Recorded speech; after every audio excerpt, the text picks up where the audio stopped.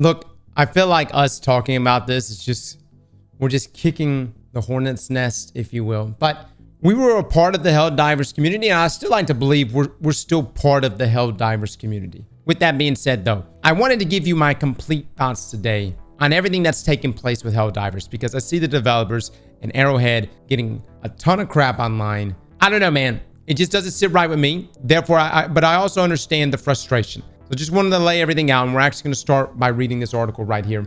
The reason why we're really covering this article is that if you come over here and you type in Helldivers 2, all right, this is what breaks my heart.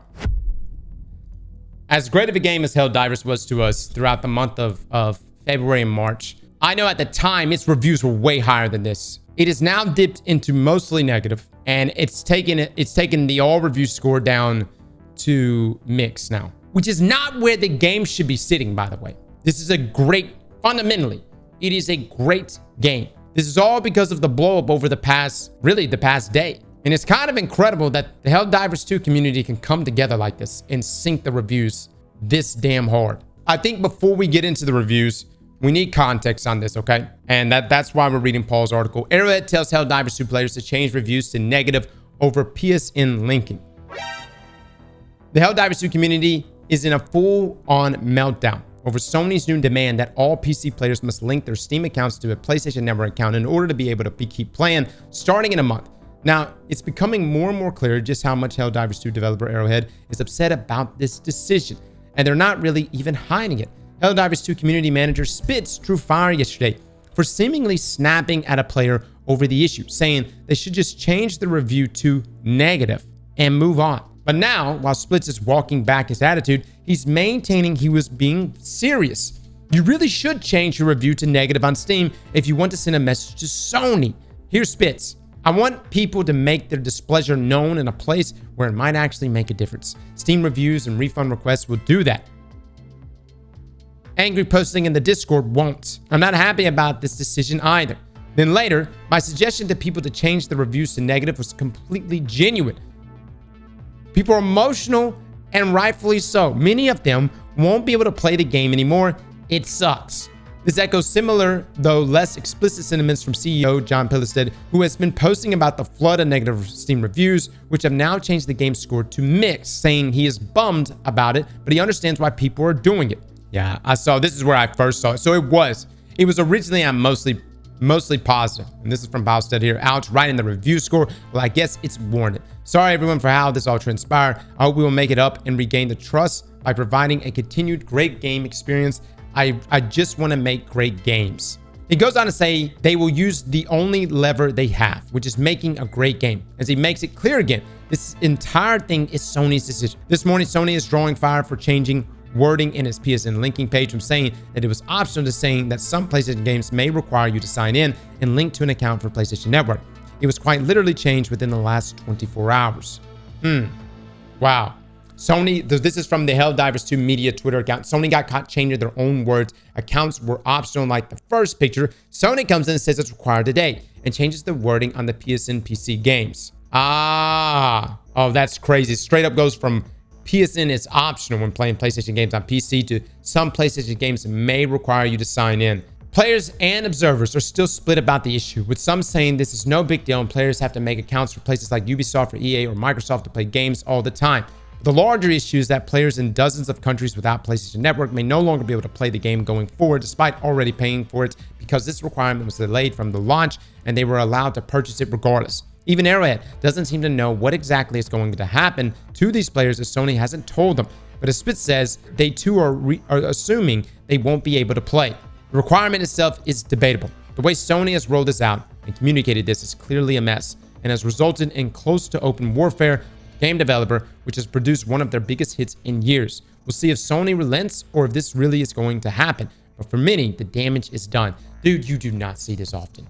You do not see, essentially, a development studio roll over. And like the last time I saw this type of snapback was when it was the earnings quarter or the quarterly earnings call for Activision years ago. It was 2018. And we were all hella hyped because Forsaken that just rolled out is fantastic. Bungie was happy about it too.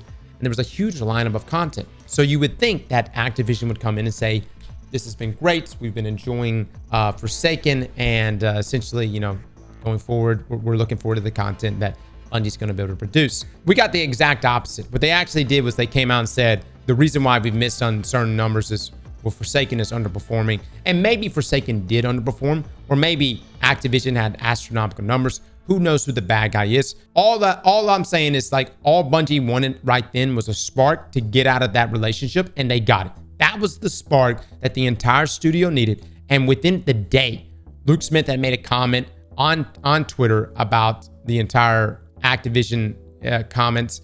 And within, 6 months from there, they had announced their split from Activision. The fact that Arrowhead is coming out and saying, I mean, Spit's right here literally saying, put those reviews, make them negative, hit them where it hurts, get refunds. When was the last time you seen anyone to do that?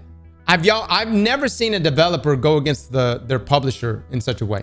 The times have changed. The times have changed, maybe. Well, my concern is that Spitz is not going to have a job. I'm just being frank with you, dude. Sony, if they own, how much of the IP, Helldivers IP do they own? You see what I mean? They see these type of comments, these type of tweets. Obviously, I mean, I applaud the developers for speaking up in such a way.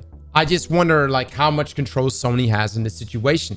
I'm under the assumption the reason why Sony is making this mandatory all of a sudden is maybe they want to show something in their next earnings call that, hey, look how many, because look, when it comes to like Netflix and all these subscription services, one of the metrics they use that investors like is growth, right? Growth of like subscriptions or growth of new accounts. And I'm assuming Sony is purely doing this to just show growth for PlayStation Network, to say, hey, we grew 30, 40% or however much, and that will pull the price up a bit more. My gut's telling me they want to make this, they want to pad the stats, pad the numbers, make it look good in the next earnings call, show tremendous growth, especially considering this is on the back of their announcement of them potentially purchasing Paramount. They're also probably trying to see, is this a way to hook people in that are on PC? I don't know if it will. Again, it's not like you have to buy anything for a PlayStation. You don't have to own a PlayStation to have a PSN account. Hell, our Bungie account or our Steam account is hooked to our PlayStation account because my Destiny 2 account was originally on PlayStation. Then we had cross-save and I had to link it all up together. But the account that I'm playing on was originally my PlayStation account. It wasn't necessarily difficult, but I understand that why so many people are upset about this, because you can see right here, this is the list of countries where people cannot make PlayStation Network accounts. Afghanistan, Albania, Bulgaria, Andorra, Angola, so on and so forth. I will say one of the comments that was made yesterday in our stream was someone said that they're from Angola and they have PlayStation Network. But, you know, there's a number of countries, and essentially what they're boiling down to is that these people are not going to be able to play Helldivers past this point. So I think some of the issues is that this should have been communicated up front, right? Before people have committed many, many hours to this game. And then to do this rug pull months later, I get that. But I also want to just emphasize that this change doesn't need to be put on the shoulders of Arrowhead. This is a Sony change more than any. This is Sony. This is not Arrowhead mandating this. I guess they have to in some ways, but as you see here from Spitz and other developers here at Arrowhead, they don't like this. And I'm sure, bottom line, this is going to hurt them the most. Sony probably doesn't care about that as much because, again, they want to show in their metrics how much PlayStation Network has grown. And they're looking at this huge community of players on PC. And they're like, dude, we'll get them. We'll make them make PlayStation Network accounts. We'll be able to show tremendous growth. This is going to be on the back of potentially this buyout for Paramount.